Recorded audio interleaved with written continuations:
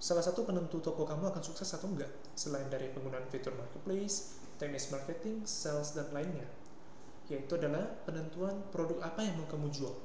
Dan video kali ini saya akan sharing ke kamu 3 kategori produk yang saya pribadi ada jual juga dan hasilnya sangat lumayan. Pertama itu adalah menjual produk mainan. Kalau produk mainan tentunya apa? Pasti akan selalu terjual karena pasti anak-anak butuh mainan dong. Dan untuk 2 tipe mainan yang mau saya kasih tahu, masing-masing ini ada strateginya. Satu adalah produk mainan yang evergreen, sama satu lagi adalah tren. Kita bahas tren dulu ya. Jadi untuk produk tren ini biasanya bisa dibilang saat kita mengambil margin yang lebih besar. Artinya keuntungan kamu untuk produk ini lebih tinggi. Misalnya nih lagi ada tren apa, kamu perlu pergi pantau entah di sosial media, berita ataupun lainnya. Dan jika udah memulai tren itu, kamu udah ambil kesempatan untuk memesan ataupun mengimpor produknya seperti saya terlebih dahulu secepatnya.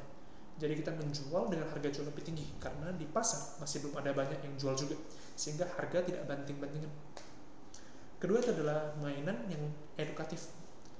Tentunya orang tua pasti mau anaknya itu selalu belajar, mengeraskan otak mereka juga, mengasah lagi, sehingga kita bisa menjual mainan edukatif seperti puzzle, blok kayu, dan juga lainnya.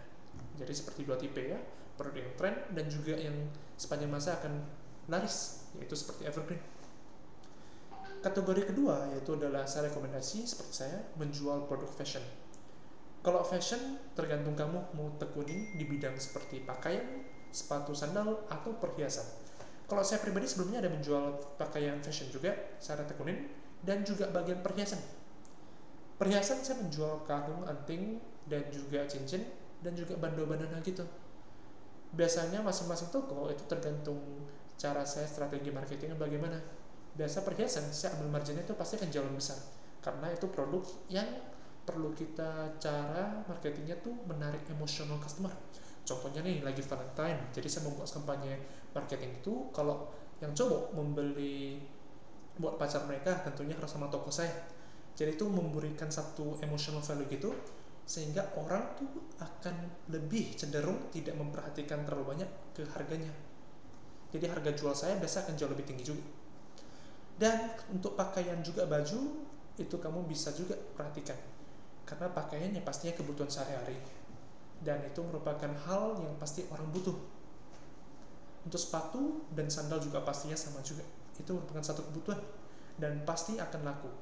Untuk tipe cara pakaian dan sepatu, cara kamu mempromosi, saya saranin kamu bisa memaksimalkan penggunaan sosial media. Jadi kamu harus tahu dulu produk yang kamu jual ini, kamu buat satu cerita dulu, copywriting. Dan untuk rata-rata produk ini, biasa margin juga akan lebih tinggi dibanding elektronik dan juga lainnya. Secara umum ya, saya tidak mengkategorikan, mungkin ada beberapa orang mungkin jualnya tuh, setiap usaha tuh cara mereka nge-branding untuk mengambil keuntungan itu berbeda-beda. Ada yang menjual dari pasar yang rendah dan juga ada yang tinggi juga. Ini semua sesuai dengan strategi kamu.